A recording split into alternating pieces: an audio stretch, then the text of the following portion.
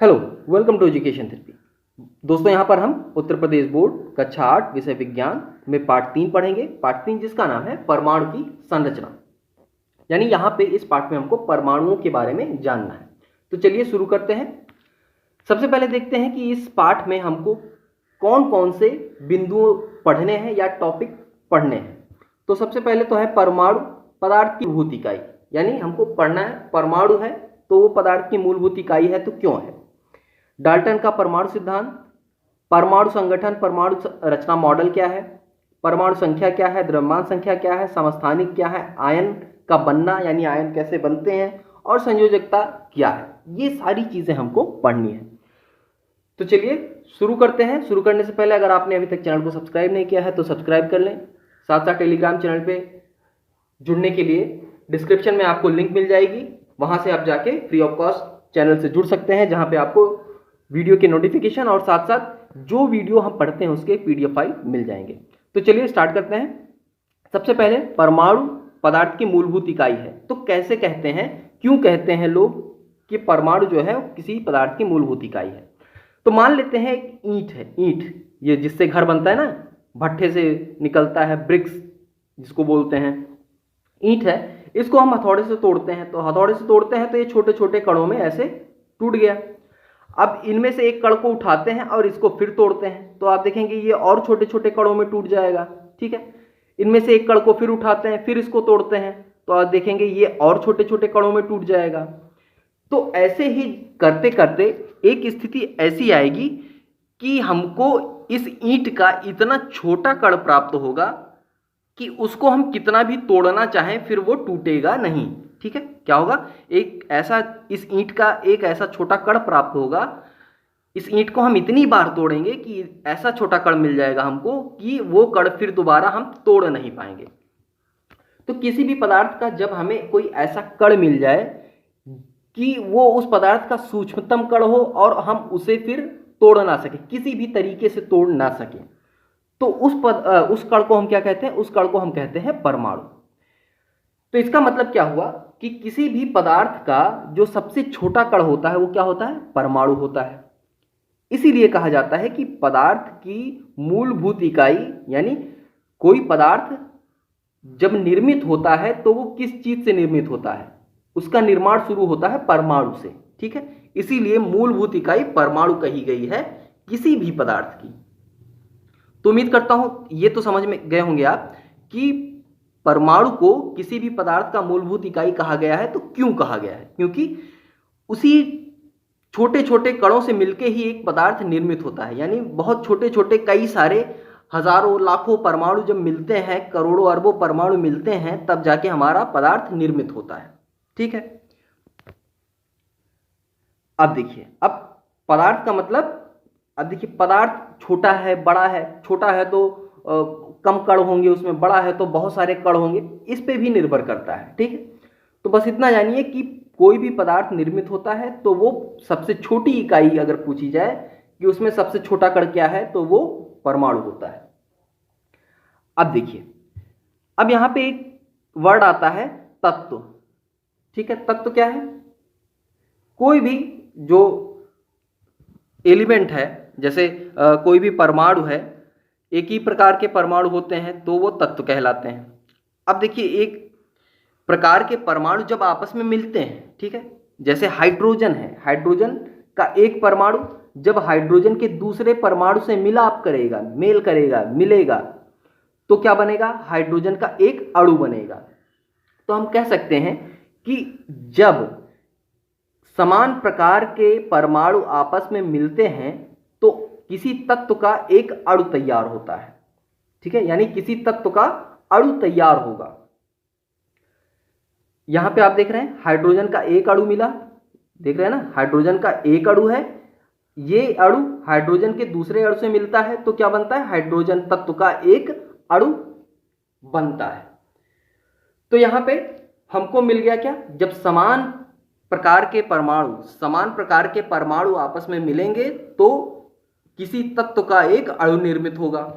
लेकिन यहीं पे अगर हम देखें कि अलग अलग प्रकार के परमाणु अगर आपस में मिलते हैं, ठीक है, डिफरेंट टाइप के परमाणु अगर आपस में मिलते हैं तो क्या होगा, तो अगर अलग अलग तत्व के परमाणु जब मिलते हैं तो क्या होगा, ये एक यौगिक का निर्माण करेंगे।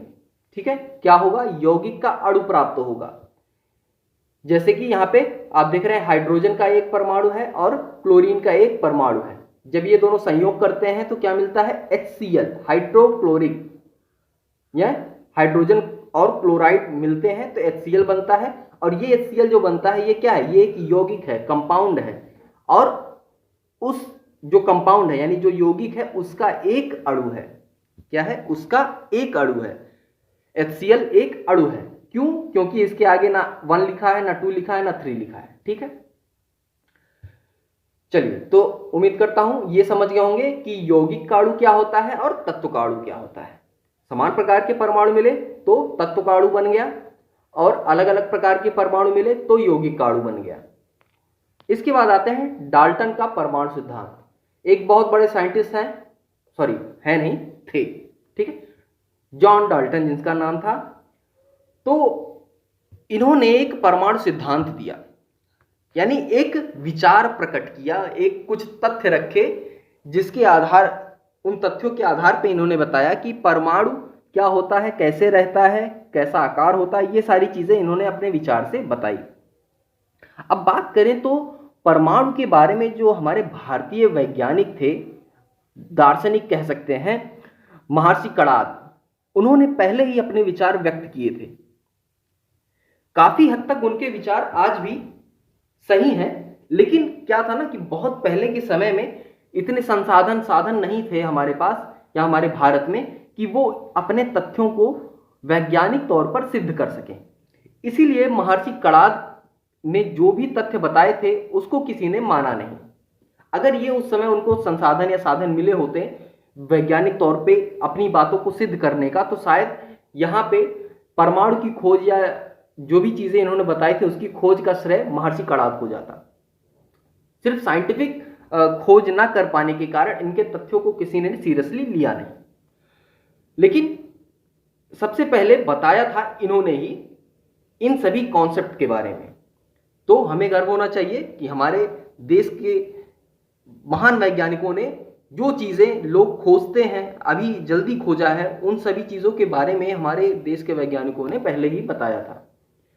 तो चलिए आगे बढ़ते हैं। अब डाल्टन का परमाणु सिद्धांत हमको देखना है तो स्टार्ट करते हैं। हालांकि महर्षि कणाद ने, यूनानी बहुत से दार्शनिक थे, इन सभी लोगों ने अपना जो विचार था वो रखा था।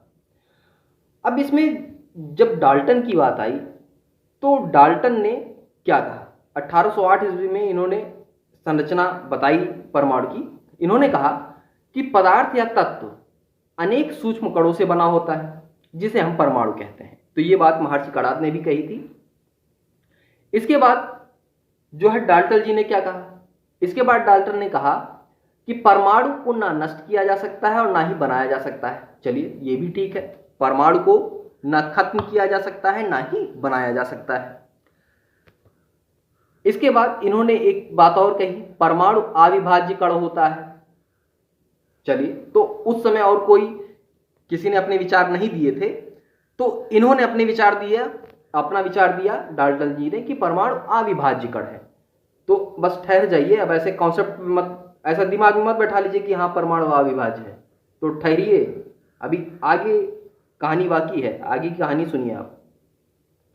चलिए, तो आगे की कहानी क्या है, पहले 2 बिंदु और जान लेते हैं फिर आते हैं। देखिए, एक ही तत्व के परमाणु भार, आकार व अन्य गुणों में समान होते हैं।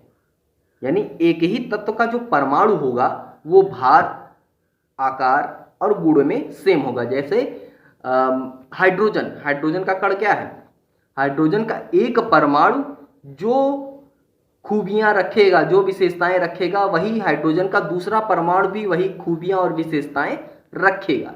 ये कहना चाह रहे हैं ये, ठीक है। लेकिन अगर अलग अलग तत्व हैं, क्या है, अलग अलग तत्व हैं, तो क्या होगा, उनकी खूबियां और विशेषताएं जो हैं भिन्न भिन्न होंगे। चलिए, ये ठीक थी इनकी बात। इसके बाद परमाणु सरल यानी पूर्णांक अनुपात में संयुक्त करते हैं। यानी जैसे जो परमाणु है ना, वो हमेशा एक पूर्णांक नंबर में ही संयोजन करेंगे। जैसे एक हाइड्रोजन दूसरे हाइड्रोजन से मिला तो H2 बनेगा, ठीक है। ऐसा नहीं है कि एक हाइड्रोजन दूसरे हाइड्रोजन से मिलेगा तो 1.5 H2 बनेगा, समझ गए। तो पूर्णांकों में ही संयोग ये करते हैं। चलिए, तो इन्होंने अपने विचार व्यक्त कर दिए।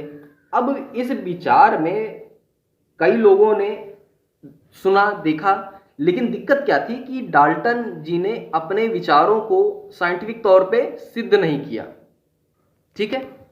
अब ये सिद्ध तो कर नहीं पाए, लेकिन जब सिद्ध नहीं कर पाए तो काफी वैज्ञानिक इनके विचारों पर प्रयोग करते गए। जब बहुत सारे लोगों ने प्रयोग किया तो उन्होंने क्या पाया, उन्होंने पाया कि परमाणु, तो इन्होंने डाल्टन जी ने कहा था कि परमाणु अविभाज्य कण है, परंतु बहुत सारे वैज्ञानिकों ने प्रयोग किया तो पाया कि परमाणु जो है वो विभाज्य कण है, यानी परमाणु को विभाजित किया जा सकता है, ठीक है। परमाणु को विभाजित किया जा सकता है, यानी एक तरह से परमाणु के 3 मूल कण हैं। कौन कौन से? 3 कणों में विभाजित होता है। वो 3 मूल कण कौन कौन से हैं? एक है इलेक्ट्रॉन, एक प्रोटॉन और एक न्यूट्रॉन। तो अब देखते हैं इलेक्ट्रॉन के बारे में। इलेक्ट्रॉन क्या है? देखिए, इलेक्ट्रॉन का जो द्रव्यमान है वो हाइड्रोजन के द्रव्यमान का लगभग 1/1837 भाग होता है, ठीक है। इलेक्ट्रॉन पे क्या होता है? ऋणावेश होता है। इलेक्ट्रॉन जो होता है उस पर ऋणावेश होता है। इसका आविष्कार या इसकी खोज की थी जे थॉमसन जी ने। कैथोड किरणों का अध्ययन कर रहे थे, उसके फलस्वरूप इन्होंने पाया इलेक्ट्रॉन को, यानी ऋणावेशित इलेक्ट्रॉन को इन्होंने खोज लिया। इसके बाद जो दूसरा कण है हमारा प्रोटॉन। प्रोटॉन की खोज किसने की थी? गोल्डस्टाइन या गोल्डस्टीन 1886 में। एक चीज यहां पे क्लियर कर लीजिए, प्रोटॉन की खोज जिस तरह से जे थॉमसन कैथोड रे के अध्ययन के फलस्वरूप इलेक्ट्रॉन खोज लिए थे, वैसे जो गोल्डस्टीन थे वो ये कैनाल रे का एक प्रयोग कर रहे थे, कैनाल रे का एक प्रयोग कर रहे थे। तो उन्हें एक पॉजिटिवली चार्ज पार्टिकल मिला, यानी पॉजिटिवली धनावेशित एक सूक्ष्म कण मिला। उन्होंने इस कण को कोई नाम नहीं दिया, ठीक है। उन्होंने सिर्फ पाया कि हाँ एक धनावेशित कण है, लेकिन उन्होंने उसका कोई नाम नहीं दिया। बाद में जो रदरफोर्ड जी थे, इन्होंने इसको नाम दिया प्रोटॉन, यानी इसका एक नामकरण कर दिया प्रोटॉन। इन्होंने ये भी कोई प्रयोग कर रहे थे, इन्हें भी धनावेशित कण मिला, इन्होंने उसका नाम प्रोटॉन रख दिया। तो अक्सर हर जगह यही मिलता है कि प्रोटॉन की खोज रदरफोर्ड जी ने की थी, लेकिन एक तरह से कहा जाए तो प्रोटॉन का जो नामकरण है वो रदरफोर्ड जी ने दिया था, यानी नाम दिया था रदरफोर्ड जी ने। खोज की बात करें तो गोल्डस्टीन ने किया था, इन्होंने बस नाम नहीं दिया था उसका, ठीक है। तो ये क्या है? प्रोटॉन एक धनावेशित सूक्ष्म कण है। जिस तरह से इलेक्ट्रॉन ऋणावेशित है, वैसे प्रोटॉन धनावेशित है, ठीक है। और ये इसका प्रोटॉन का जो द्रव्यमान होता है हाइड्रोजन परमाणु के द्रव्यमान के लगभग बराबर होता है, ठीक है। द्रव्यमान के लगभग बराबर होता है। वहीं इलेक्ट्रॉन का द्रव्यमान हाइड्रोजन के द्रव्यमान से बहुत कम होता है। अब आता है तीसरा न्यूट्रॉन। न्यूट्रॉन क्या है? न्यूट्रॉन की खोज जेम्स चैडविक ने की थी। सबसे इन तीनों पार्टिकल्स में सबसे बाद में खोजा जाने वाला जो कण है वो न्यूट्रॉन है। न्यूट्रॉन लगभग 1932 के आसपास खोजा गया था। तो यहां पे न्यूट्रॉन क्या है? एक विद्युत उदासीन मूल कण है, यानी जैसे इलेक्ट्रॉन पे ऋण आवेश है, प्रोटॉन पे धन आवेश है, वैसे न्यूट्रॉन पे जो है उस पे कोई आवेश ही नहीं है, ना ऋण आवेश है ना धन आवेश है, यानी आवेश मौजूद ही नहीं है न्यूट्रॉन पे, इसीलिए इसको उदासीन मूल कण कहते हैं। इसका द्रव्यमान जो होता है हाइड्रोजन परमाणु के द्रव्यमान के लगभग बराबर होता है, यानी प्रोटॉन और न्यूट्रॉन का जो द्रव्यमान होता है वो हाइड्रोजन परमाणु के द्रव्यमान के लगभग बराबर होता है। तो ये 3 कण हो गए। तो इससे हमें ये क्या पता चला कि परमाणु जो है वो विभाजित कण है और उसके जो 3 मूल कण हैं वो इलेक्ट्रॉन, प्रोटॉन और न्यूट्रॉन होते हैं। अब आते हैं परमाणु रचना मॉडल, यानी जो एटॉमिक स्ट्रक्चर है वो कैसा होता है। तो इसके बारे में बहुत सारे वैज्ञानिकों ने अपने अपने विचार रखे, लेकिन इसमें से 3 वैज्ञानिक सबसे इंपॉर्टेंट हैं जिनके विचार परमाणु रचना मॉडल जो है उसके काफी करीब थे। उसमें से एक तो हमारे जे थॉमसन जी हैं, फिर रदरफोर्ड जी और एक नील्स बोर मॉडल। यानी ये नील्स बोर जी भी एक साइंटिस्ट थे। ये 3 लोगों ने अपने अपने मॉडल यानी अपने अपने संरचना मॉडल बताए, स्ट्रक्चर बताया परमाणु का कि ये कैसे होते हैं। तो सबसे पहले हम देखते हैं जे थॉम्सन का मॉडल। तो जे थॉम्सन जी एक बहुत ही अच्छे और महान वैज्ञानिक थे। इन्होंने कहा कि परमाणु जो है वो 10⁻⁻10 मीटर व्यास का एक ठोस गोला है। ठीक है, एक ठोस गोला है। जैसे आप कह सकते हैं कि जो बड़े बड़े साइकिलों में छर्रे लगते हैं ना, गाड़ियों में छर्रे लगते हैं, उस तरह का एक गोला है, लेकिन उसका व्यास कितना है 10⁻10 मीटर, यानी बहुत ही छोटा व्यास है। और उसमें क्या है, प्रोटॉन के कारण धनावेशित है। यानी पूरा जो गोला है वो क्या है, प्रोटॉन होने, पूरे गोले में प्रोटॉन मौजूद है, जिसके कारण वो पूरा गोला धनावेशित है। ठीक, जिसमें जो इलेक्ट्रॉन है वो धसे हुए हैं, यानी इलेक्ट्रॉन ऐसे ऐसे बीच में कहीं ना कहीं धसा हुआ है। अब ये इलेक्ट्रॉन जो है परमाणु के धनावेश को संतुलित करते हैं। यानी जो इलेक्ट्रॉन धसे हुए हैं ये पूरे गोले में जो धनावेश है उसको संतुलित करते हैं। यानी एक तरह से इसको वाटरमेलन स्ट्रक्चर कहते हैं। वाटरमेलन में आपने देखा होगा कि जब उसको काटते हैं तो देखेंगे पूरा लाल लाल दिखता है अंदर से काटने के बाद। ठीक, और उसमें जो बीज हैं, बीज इलेक्ट्रॉन की तरह कहीं ना कहीं बीच बीच में धसे होते हैं। तो ये वाटरमेलन स्ट्रक्चर कहा गया इसको। तो ये स्ट्रक्चर बताया किसने, रदरफोर्ड जी ने। ठीक है, लेकिन अब इसमें रदरफोर्ड जी ने भी रदरफोर्ड जी ने नहीं, थॉम्सन जी ने, जे थॉम्सन जी का ये मॉडल कहा गया। अब जे थॉम्सन जी ने भी अपने मॉडल को साइंटिफिक तरीके से, यानी किसी प्रयोग से इन्होंने अपने मॉडल को सिद्ध नहीं किया, तो इसलिए इनके मॉडल को भी किसी ने सीरियसली नहीं लिया। इसके बाद जब सीरियसली नहीं लिया तो इसके बाद हमारे आए रदरफोर्ड जी। रदरफोर्ड नाभिकीय मॉडल जिसको कहते हैं। अब रदरफोर्ड नाभिकीय मॉडल में इन्होंने एक प्रयोग किया। सबसे अच्छी बात कि इन्होंने एक प्रयोग किया और प्रयोग के आधार पे चीजें बताई। तो प्रयोग किस पे किया, इन्होंने एक सोने की पतली सी झिल्ली ली। कितनी मोटी, 0.0004 सेंटीमीटर मोटी। ठीक है, इतनी मोटी सोने की एक पतली सी पन्नी ली और उस पे अल्फा पार्टिकल यानी धनावेशित कण से बम्बार्डिंग की। बम्बार्डिंग का मतलब जैसे टॉर्च की लाइट जलाते हैं ना, उसी तरह से एक धनावेशित अल्फा कण से उस झिल्ली पे लाइट मारी, कह सकते हैं लाइट मारी, तो वो आवेशित कण उधर ही जाएगा। ठीक है, कौन सा कण था, अल्फा कण। ये आप याद रखेंगे कि सोने की झिल्ली पर अल्फा कण से बमबारी की गई थी।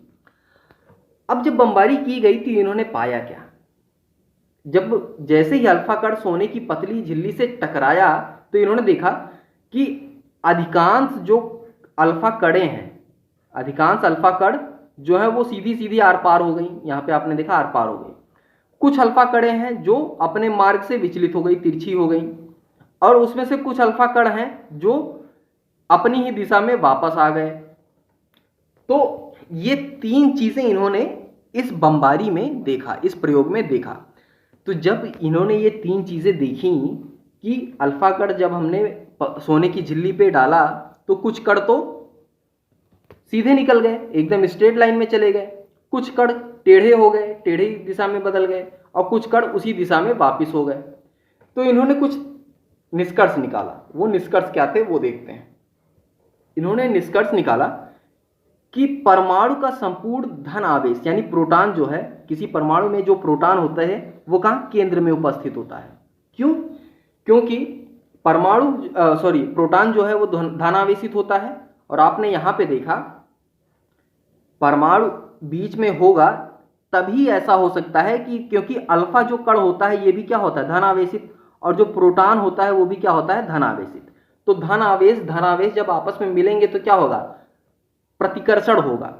तो अल्फा कण जैसे ही इस प्रोटॉन के पास गया तो ये वापस चला आया।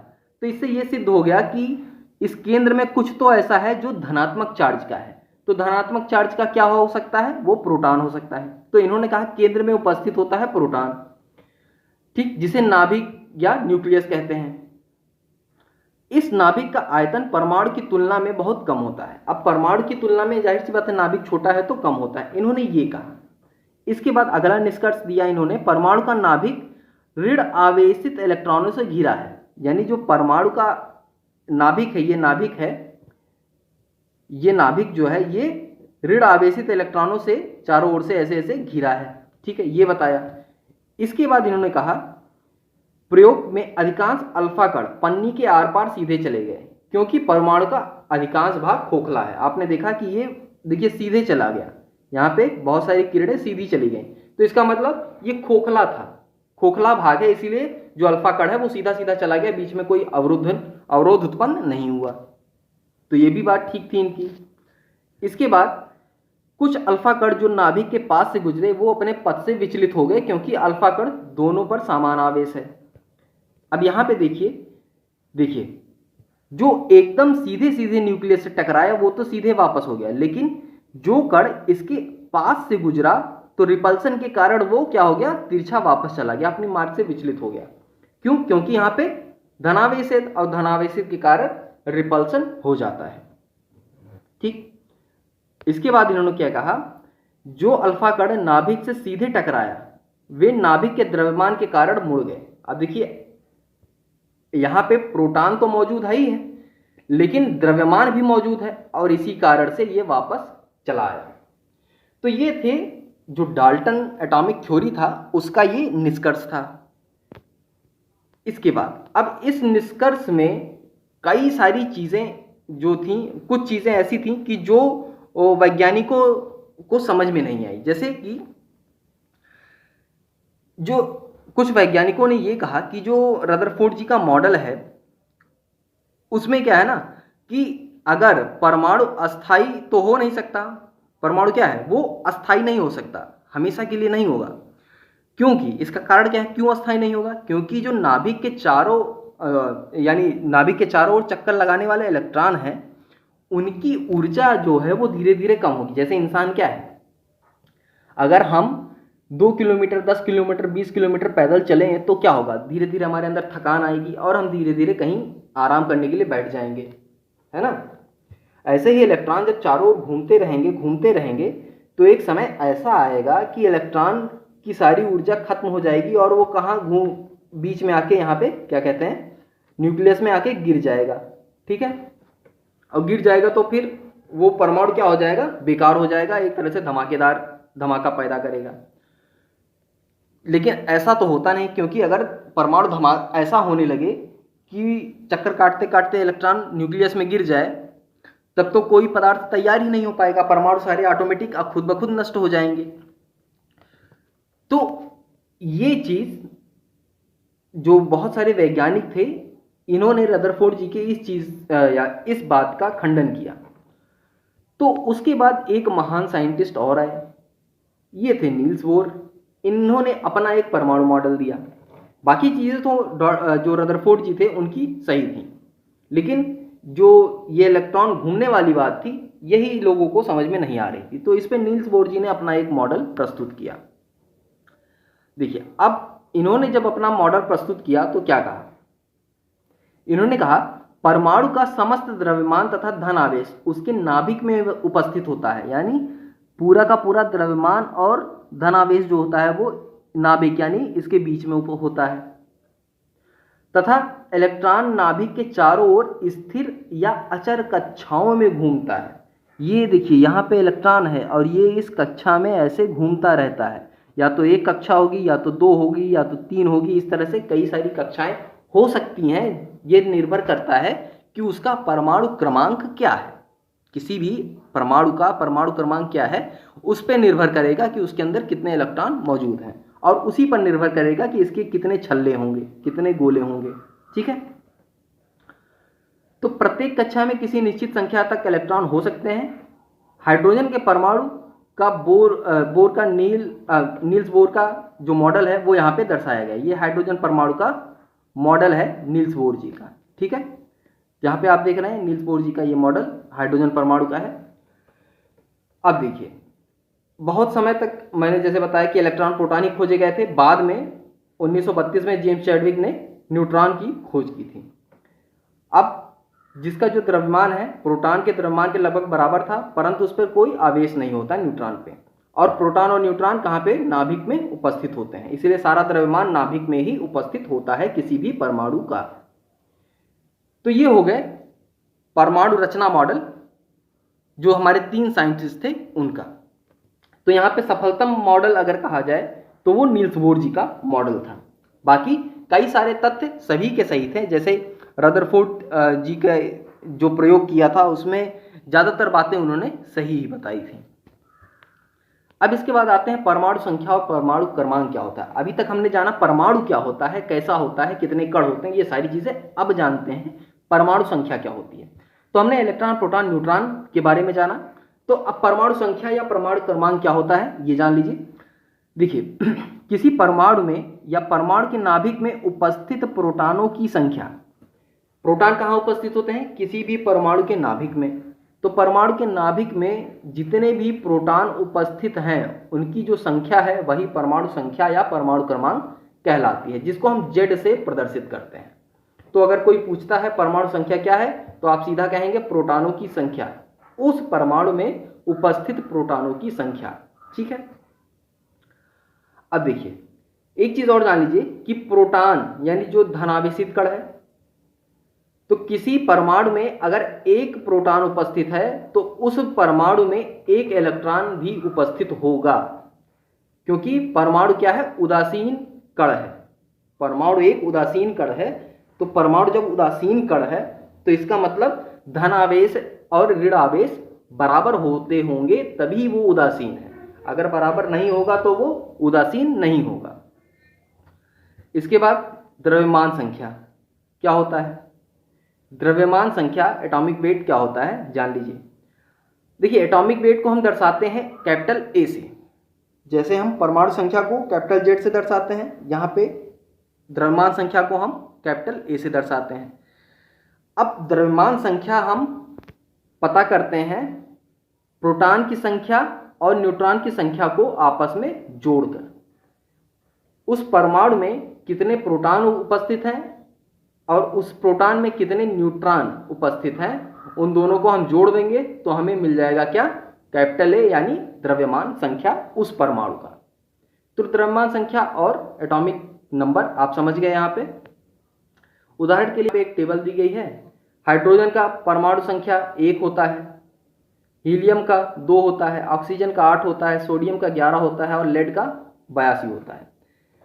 लेकिन यहाँ पे आप देखेंगे कि द्रव्यमान संख्या, तो हाइड्रोजन का द्रव्यमान 1 होता है, हीलियम का 4 होता है, ऑक्सीजन का 16 होता है, सोडियम का 23 होता है। यहाँ पे आपने देखा 1 का 2 ना किए, सॉरी 1 का हाइड्रोजन का तो 1 ही होता है, हीलियम का आपने देखा 2 दूनी 4 कर दिया, ऑक्सीजन का 8 दूनी 16 कर दिया, लेकिन सोडियम का 11 दूनी 22 नहीं है, क्या है, 23 है। क्यों, देखिए परमाणु संख्या तो 11 है लेकिन न्यूट्रॉन की संख्या यहाँ पर इसकी ज़्यादा हो जाती है, 12 हो जाती है, इसीलिए यहाँ पे द्रव्यमान 23 हो जाता है। ऐसे ही लेड का आप देख रहे हैं 82, तो लेकिन इसका जो द्रव्यमान है वो 208 होता है। तो न्यूट्रॉन की संख्या ज़्यादा होने के कारण ये जो द्रव्यमान संख्या है वो बढ़ जाती है किसी भी परमाणु की। अब आते हैं समस्थानिक, आइसोटोप जिसे कहते हैं। तो समस्थानिक क्या होते हैं, देखिए समस्थानिक एक ही प्रकार के परमाणु के ही तत्व परमाणु ही होते हैं। एक ही प्रकार के परमाणुओं में जब न्यूट्रॉन की संख्या अलग अलग हो जाती है तो ऐसे परमाणु को हम आइसोटोप यानी समस्थानिक कहते हैं। अब देखिए यहां पे आप देखेंगे हाइड्रोजन का उदाहरण दिया गया है। तो हाइड्रोजन का यहाँ पे H1 का मतलब, अब यहाँ पे H1 का मतलब है कि इसमें न्यूट्रॉन की संख्या 1 है। ड्यूट्रियम H2 यानी न्यूट्रॉन की संख्या यहाँ पे क्या हो गई, सॉरी यहाँ पे कहेंगे H1 में न्यूट्रॉन की संख्या 0 है, ड्यूट्रियम में न्यूट्रॉन की संख्या 1 है और ट्राइटियम में न्यूट्रॉन की संख्या 2 है। आप यहाँ देखेंगे हाइड्रोजन का परमाणु संख्या तो आपको पता है 1 होता है। अब यहाँ पे न्यूट्रॉन की संख्या आप देखेंगे यहाँ पे बदल रहा है। प्रोटियम के लिए न्यूट्रॉन की संख्या 0 है, ड्यूट्रियम के लिए न्यूट्रॉन की संख्या 1 है, ट्राइटियम के लिए न्यूट्रॉन की संख्या 2 है। अब न्यूट्रॉन की संख्या प्लस प्रोटॉन की संख्या जब जोड़ेंगे तो हमको क्या मिलेगा? अब इसको आप जोड़ेंगे तो आप देखेंगे कि आपको अलग अलग तरह का द्रव्यमान का हाइड्रोजन मिलेगा।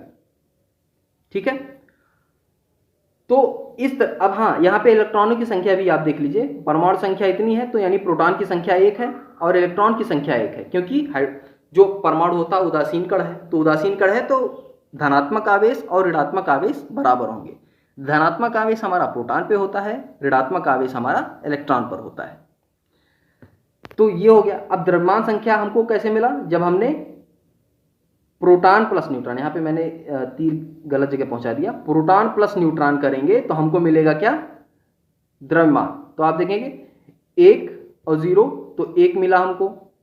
इसके बाद आप देखेंगे 1 और 1 तो 2 मिला हमको, और 1 और 2 जोड़ेंगे तो हमें 3 मिला। ये देखिए प्रोटियम, ड्यूट्रियम और ट्राइटियम का हमको द्रव्यमान मिल गया। तो आप देख रहे हैं परमाणु तो वही है, प्रोटॉन की संख्या भी वही है, लेकिन न्यूट्रॉनों की संख्या अलग अलग होने के कारण हमें इसके समस्थानिक प्राप्त हो गए। तो कोई भी जो हमारा परमाणु हो या तत्व हो, अगर उसके न्यूट्रॉनों की संख्या अलग अलग है, प्रोटॉनों की संख्या वही है, एटॉमिक नंबर वही है, न्यूट्रॉनों की संख्या अलग हो गई, तो उस तरह के तत्वों को हम क्या कहेंगे? समस्थानिक कहेंगे। इसके बाद आयन का बनना। आयन कैसे बनते हैं? अब एक चीज यहां पे आपने देखा, जैसे आयन कैसे बनते हैं वो मैं आपको यहां पे समझा देता हूं। देखिए, जैसे यहां पे कोई सोडियम है, ठीक, मान लेते हैं सोडियम है, तो सोडियम के पास 11 क्या है? धनावेश, यानी 11 प्रोटॉन है जिसको प्रोटॉन कहते हैं, और 11 ही ऋणावेश यानी जिसको हम इलेक्ट्रॉन कहते हैं। तो जब 11-11 दोनों है तो इसका मतलब सोडियम का जो परमाणु है वो उदासीन है, यानी न्यूट्रल है एक तरह से। लेकिन अगर कहा जाए यहां से अगर हम एक धन आवेश को, या कह सकते हैं इलेक्ट्रॉन को, धनावेश परमाणु प्रोटॉन को निकालना ज्यादा मेहनत का काम है इलेक्ट्रॉन की अपेक्षा, तो हम इलेक्ट्रॉन को छटकाते हैं यानी निकालते हैं।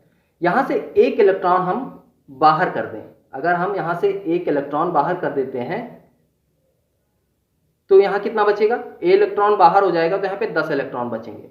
अब बताइए 10 इलेक्ट्रॉन बचेंगे तो इलेक्ट्रॉनों की संख्या ज्यादा बची या प्रोटॉनों की संख्या ज्यादा बची? तो आप देखेंगे कि इलेक्ट्रॉन की संख्या कम हो गई, प्रोटॉन की संख्या ज्यादा हो गई, एक संख्या से ज्यादा हो गई।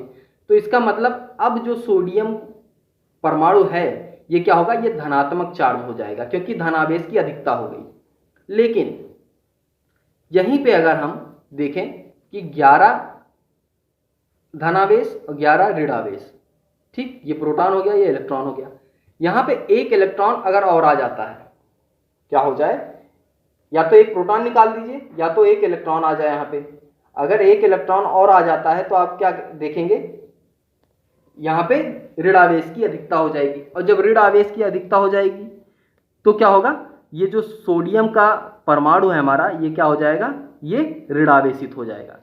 यानी जिस भी चार्ज की अधिकता होगी, जिस भी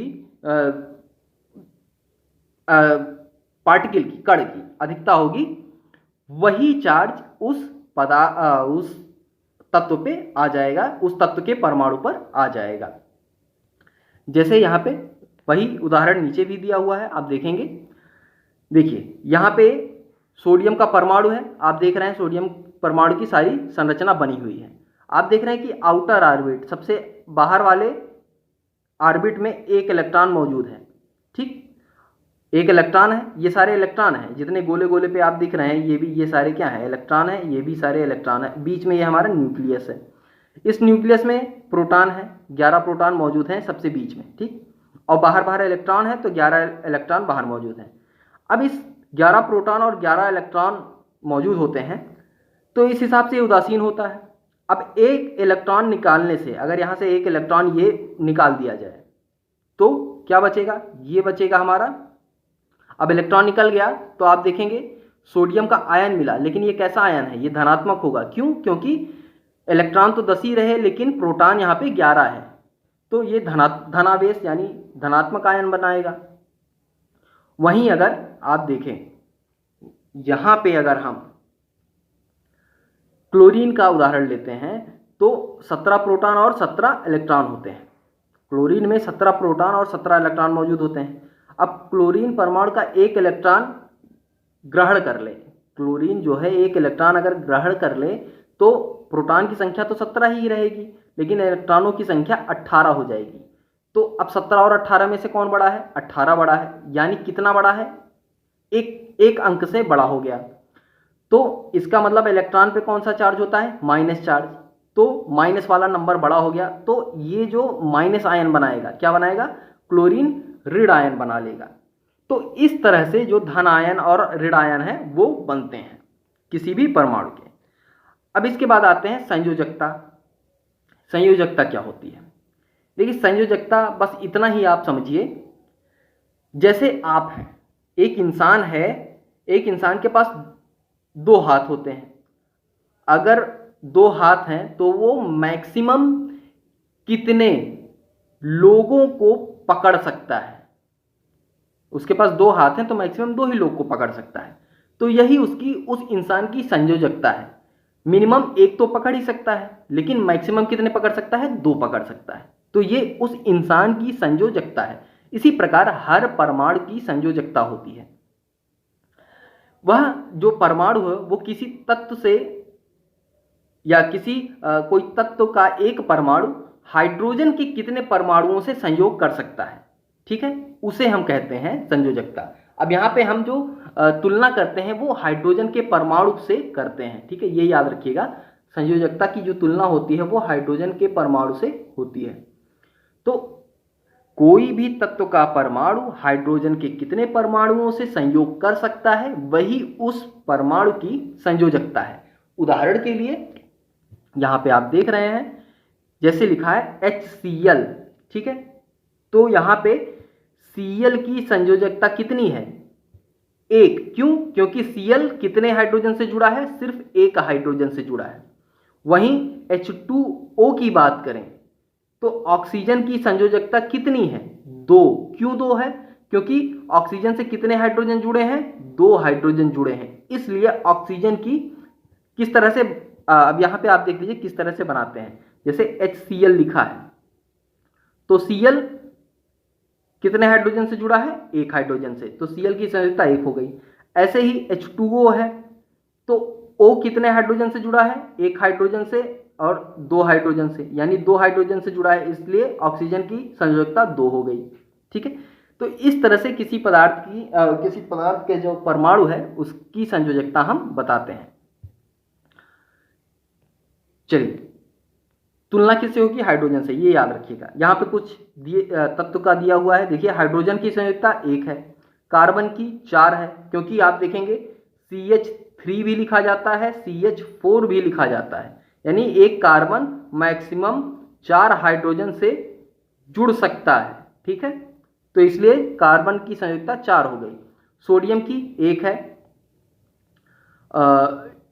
उसके बाद ऑक्सीजन की 2 है, मैग्नीशियम की 2 है, कैल्शियम की 2 है, यहाँ पे दिया हुआ ये आपने देखा। तो इसको हम कहते हैं संयोजकता। अब आगे हैं, हमने सीखा, यानी ये पाठ हमारा खत्म हो गया है, हमने इस पाठ में क्या क्या पढ़ा है वो देखते हैं।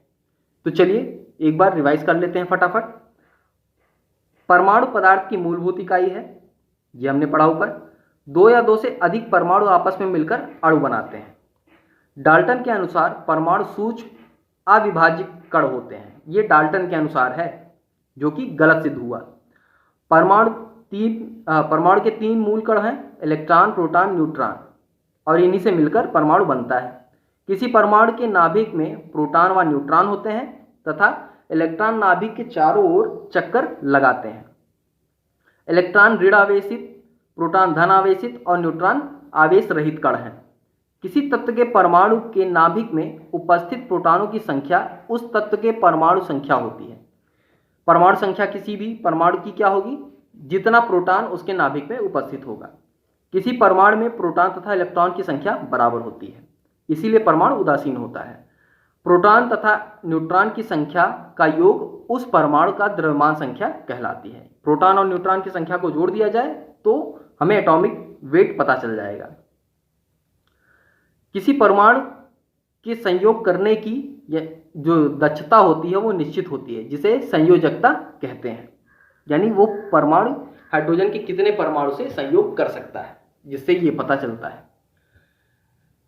तो यहाँ पर आपके अभ्यास प्रश्न स्टार्ट हो गए हैं, शुरू हो गए हैं। उम्मीद करता हूँ कि मैंने पाठ आपको बहुत अच्छे से पढ़ाया है और आप इस अभ्यास प्रश्न को बहुत आसानी से हल कर पाएंगे।